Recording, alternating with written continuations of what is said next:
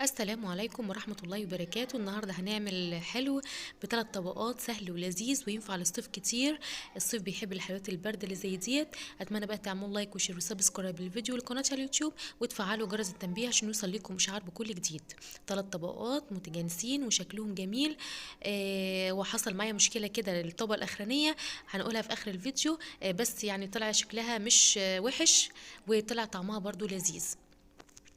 اتمنى بقى تعملوا لايك وشير وسبسكرايب للفيديو وقناه اليوتيوب وتفعلوا جرس التنبيه عشان يوصلكم اشعار بكل جديد. معانا علبه بسكوت. انا استخدمت علبه بسكوت اهلاوي اللي هو 12 قطعه، اللي هو البسكوت ب 2 جنيه. طحنتهم كويس، ممكن في الخلاط او ممكن في الكبه زي ما انتوا عايزين. انا في الخلاط هتشغل الخلاط وتفيه، تشغل الخلاط وتفيه لغايه ما يبقى ناعم معاكي.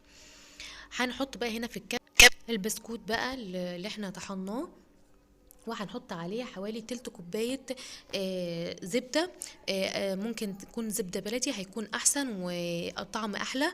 وممكن يكون زبدة نباتي عادي. أي نوع، فرن، جنة، أي حاجة برضو بتدي طعم كويس. أو ممكن نحط سمنة بلدي. المهم ان المقدار تلت كوبايه، كوبايه دهون، سواء زبده بلدي او سمنه بلدي او زبده عاديه، بيكون برضو بتدي طعم تحفه. انا جربتها بده وبده، كان طعمها جميل جدا، بس بالزبده البلدي كان طعمها احلى. هنا برضو انا عملتها، كنت مصوراها مره تانية، وبعدين الفيديو ده كان مصور على كام مره. فانا كنت كان عندي حته قشطه وش اللبن، طبعا ربيتها كويس لغايه ما عملت لي حته زبده كده، وبعدين حبست البسكوت بيها، بتدي طعم خرافة، طعم فظيع لطبقة البسكوت. وهحط عليها برضو حوالي ربع كوباية زبدة، زبدة فرن عادي. وهقلب المكون لغايه ما يبقى معايا زي حبات الرمل المنديه كده، وتشكل معايا، يعني اما اجي احطها في ايدي كده تشكل معايا كتله كده، عشان نكون بيها طبقة البسكوت اللي هي التحتانية. طبعا هنحط البسكوت كده بقى ونعمل كل السمنة اللي موجودة في الأطباق. وبعدين بعد ما عملناها بقى، هي كولتني الكتلة اللي أنا عاوزاها، هحطها بقى في صينية، صينية من اللي هي بتتفتح دي، أصغر مقاس. وهحاول ان انا اسويها كويس، ما تكونش حته عاليه وحته واطيه. هحاول ان انا اسويها كويس من جميع الاطراف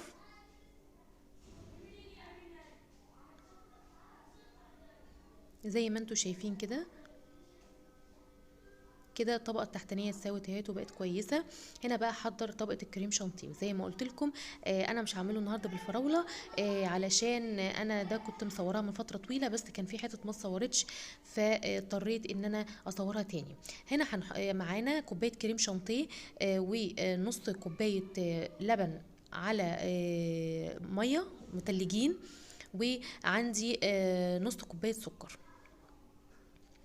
هضرب طبعا السكر، ما كانش عندي بودر، هضرب طبعا الميه بالحليب على السكر. هضربهم الاول بالمضرب كده لغايه ما السكر يدوب معايا. هضربهم كويس زي ما انتوا شايفين كده على اعلى سرعه.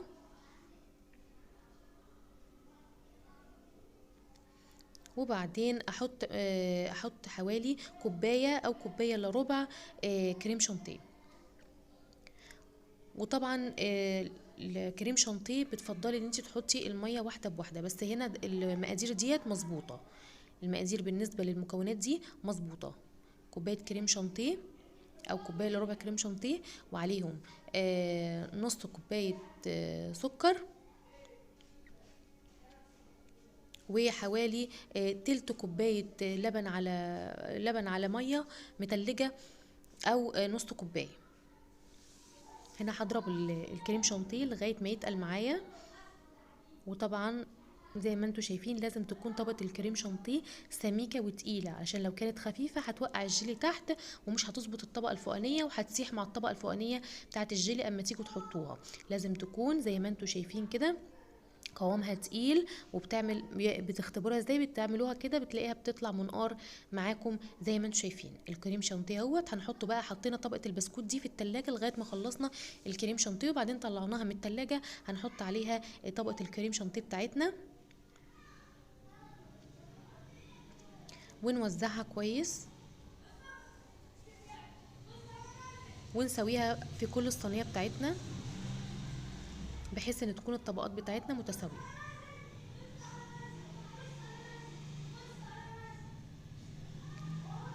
تيجوا بينا بقى نصلي على النبي عليه افضل الصلاه والسلام ونذكر الله. هنا بقى بعد ما خلصت الطبقه ديت همسح بقى الاحراف اللي هي الزيادات ديت، همسحها واحطها في الفريزر لغايه ما الطبقه دي تجمد، عشان لما اجي احط الجيلي ما تسحش مع الجيلي. هحطها في الفريزر حوالي نص ساعه او ساعه الا ربع لغايه ما تجمد كده. هحط بقى دلوقتي، هحضر الجيلي بعد ما يفوت نص ساعة من ان انا حطيت الطبقات اللي انا حطيتها في الفريزر.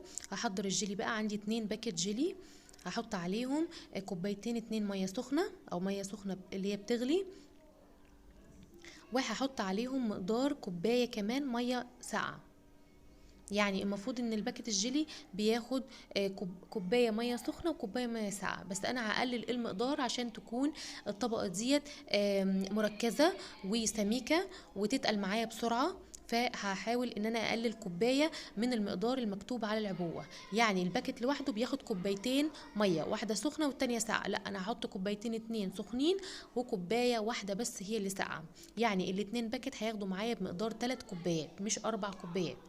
هنا بعد ما خرجت بقى الخليط من الفريزر حطيت الجيلي بتاعي، والجيلي بتاعي طبعا هسيبه ما يبرد خالص، مش هحطه وهو سخن، سيبه ما يبرد خالص ويتقل شويه، هسيبه بره يبرد خالص وتلاقي الطبقه بتاعت الجيلي تقلت شويه.